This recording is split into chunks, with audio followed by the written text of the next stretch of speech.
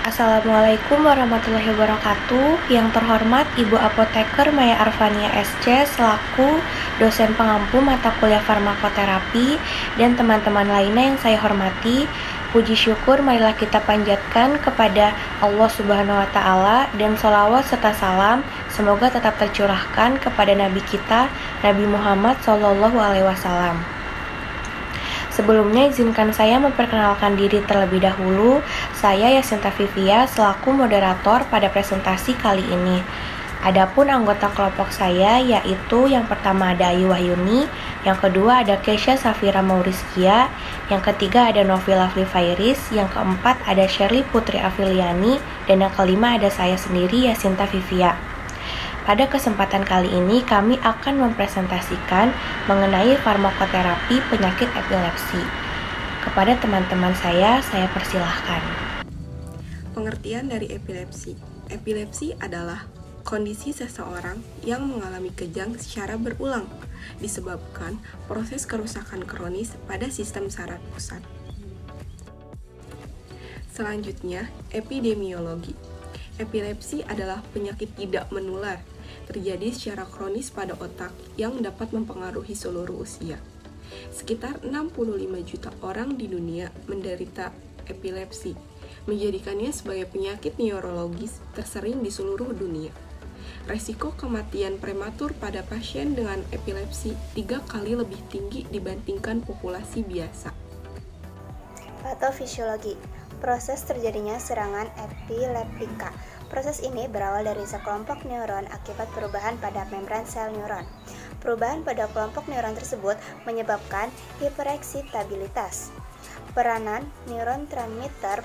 Patofisiologi epilepsi erat kaitannya dengan peranan neurotransmitter karena kebanyakan obat anti-epilepsi bekerja mengikuti fungsi dari neurotransmitter. Mekanisme neurotransmitter dalam epilepsi meliputi kadar neurotransmitter gamma aminobutyric acid A atau GABA menurun pada fokus epileptik, dan pada epilepsi terjadi penurunan inhibisi terdapat reseptor GABA dan meningkatkan metabolisme GABA. Tanda dan gejala pada epilepsi. Kejang berulang merupakan gejala utama epilepsi. Jenis kejang epilepsi dibagi menjadi 2 berdasarkan gangguan pada otak, yaitu yang pertama kejang parsial, yang kedua kejang umum. Pada kejang parsial, otak yang mengalami gangguan hanya sebagian saja. Pada kejang parsial ini dibagi menjadi 2 kategori, yaitu kejang parsial simpel dan kejang parsial kompleks. Kejang parsial simpel yaitu kejang yang pengidapnya tidak kehilangan kesadaran. Gejalanya dapat berupa anggota tubuh yang menyentak atau timbul sensasi kesemutan, pusing, dan kilatan cahaya. Kejang parsial kompleks kadang-kadang mempengaruhi kesadaran pengidapnya, sehingga membuat terlihat seperti bingung atau setengah sadar selama beberapa saat. Yang kedua, kejang umum. Pada kejang umum, gejala yang terjadi pada sekujur tubuh disebabkan oleh gangguan yang berdampak kepada seluruh otak. Gejala yang sering terjadi saat seseorang terkena kejang umum yaitu yang pertama, mata tertutup saat kejang, yang kedua, kejang klonik seperti tubuh menjadi kaku selama beberapa detik, yang ketiga, kejang atonik, yang keempat, kejang klonik, yang kelima, mengompol, dan yang keenam, kesulitan bernafas. Pemeriksaan laboratorium epilepsi. Pemeriksaan laboratorium epilepsi meliputi pemeriksaan darah lengkap, kimia darah, hematologi, gas darah, elektrolit, ureum, kalsium, glukosa, dan ginjal. Pemeriksaan elektrolit, gula darah, dan kadar kalsium sangat penting untuk menyingkirkan masalah ini sebagai penyebab timbulnya kejang. Pada anak-anak, pemeriksaan tambahan mungkin diperlukan, misalnya biokimia urin dan tes darah, untuk melihat adanya kelainan metabolik. Terapi farmakologi.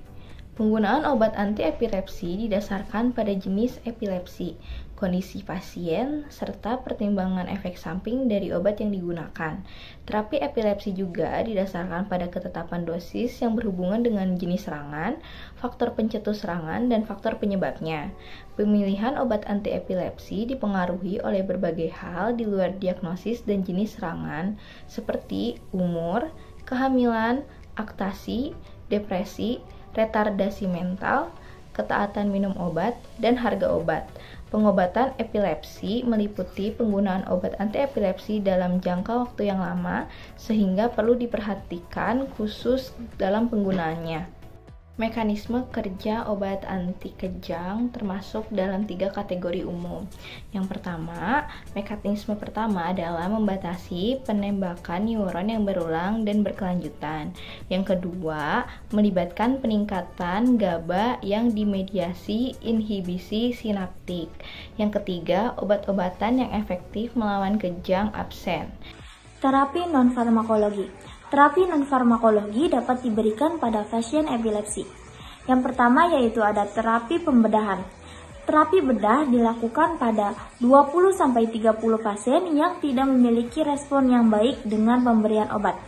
Stimulus nervus juga dilaporkan dapat memiliki terapi tambahan bagi pasien epilepsi yang tidak terkontrol.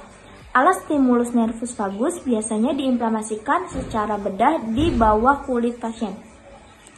Yang kedua ada terapi non-pembedahan. Terapi non-pembedahan dapat dilakukan pada pasien epilepsi dengan diet ketogenik. Diet ketogenik diberikan berdasarkan teori bahwa keadaan asidosis dan ketosis memiliki efek anti kejang. Diet ketat ini harus diinisiasi di rumah sakit karena kemungkinan efek samping gangguan metabolik yang ditimbulkan. Hambatan lainnya adalah diet amat sulit untuk dilakukan.